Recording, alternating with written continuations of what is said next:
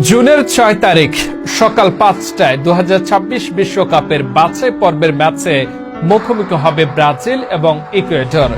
এই ম্যাচটি দুই দলের জন্যই ডু অর ডাই, তাই জয় পাওয়াটা মোটেও সহজ হবে না দুটি দলের জন্য।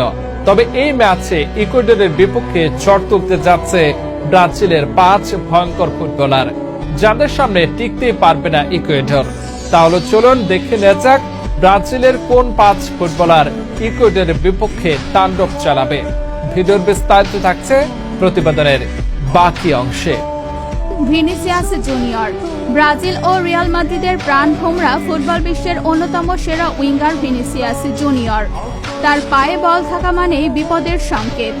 বাঁ প্রান্ত থেকে তার তীব্র গতি, ছন্দময় ড্রিবলিং আর গোলমুখে অপ্রতিরোধ হয়ে ওঠা ইকুয়েডরের রক্ষণকে ছিন্ন ভিন্ন করে দিতে মুখিয়ে থাকবে। প্রায় সময় প্রতিপক্ষ ডিফেন্ডাররা তাকে আটকাতে গিয়ে হিমশিম খায়। তার গতি, ড্রিবলিং এবং গোল করার ক্ষমতা এতটাই অবিশ্বাস্য যা ইকুয়েডরের জন্য হবে এক জ্বলন্ত আগ্নেয়গিরির মতো। চাপের মুখে তিনি যেন আরও ধারালো হয়ে ওঠেন, যা তাকে একজন প্রকৃত ফাইনালিস্ট হিসেবে প্রতিষ্ঠিত করেছে। Bruno Guimaraes. ব্রুনো গিমারায়েসকে বলা হয় মাঝ মাঠের চালিকা শক্তি। মাঝ মাঠের এই খেলোয়াড় শুধু বল কাড়েন না, বরং তিনি যেন পুরো খেলার ছন্দটাকেই নিয়ন্ত্রণ করেন। ব্রুনো গিমারায়েসের পাসিং রেঞ্জ এতটাই বিস্তৃত যে মনে হয় তার পা যেন খেলার প্রতিটি কোণেই বল পৌঁছে দিতে পারে। তার ট্যাকলিং যেমন ধারালো, তেমনি তার খেলা বোঝার ক্ষমতাও অসাধারণ। ইকুয়েডরের বিরুদ্ধেই তিনি হবেন ব্রাজিলের মস্তিষ্ক। তার উপস্থিতি নিশ্চিত করবে মাঝ মাঠের নিয়ন্ত্রণ থাকবে ব্রাজিলের হাতে, আর সেখান থেকেই তৈরি হবে আক্রমণের নতুন নতুন পরিকল্পনা। ব্রুনো যেন ব্রাজিলের মিডফিল্ডের এক অদৃশ্য সুতো, যা পুরো দলকে এক সুতোয় গাঁথা রাখে। মার্কুইনহোস। ব্রাজিলের রক্ষণভাগের নির্ভীক যোদ্ধা এবং পিএসজির মূল স্তম্ভ মার্কুইনহোস।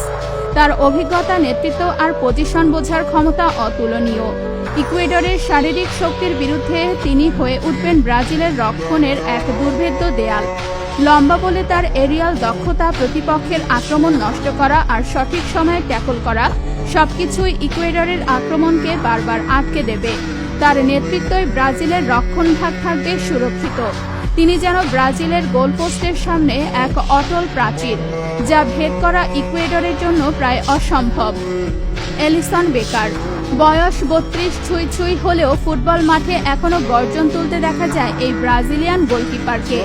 বর্তমানে তিনি খেলছেন লিভারপুল ক্লাবের হয়ে।